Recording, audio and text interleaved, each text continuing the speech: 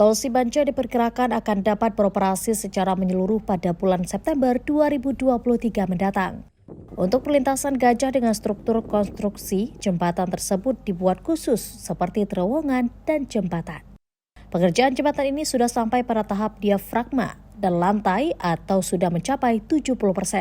Pembangunan jalur lintas gajah dan satwa ini juga bertujuan untuk tetap menjaga serta melestarikan habitat satwa yang ada di wilayah tersebut.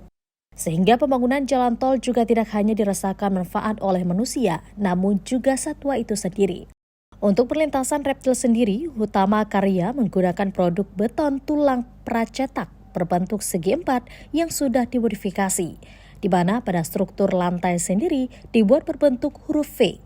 Sedangkan untuk primata dibuat dengan konstruksi jembatan kanopi jaring, serta ada tiang penyangga yang dilintasi tali pada dua sisi jalan. Sudah progres pembangunan jembatan untuk nantinya difungsikan sebagai perlintasan satwa gajah di bawahnya. Kalau untuk primata itu ada dua lokasi di 11.800 dan 12.400. Kalau untuk yang reptil dan satwa liar lainnya itu dari SCA 8 sampai SCA 15. Selain untuk menjaga habitat satwa yang berada di kawasan Lembah Selawah, Aceh Besar, masyarakat yang melintas nantinya juga bisa melihat langsung gajah Sumatera serta satwa lain seperti primata jika beruntung saat melewati jalan tol di kawasan tersebut. Syahril, Kompas TV, Aceh Besar.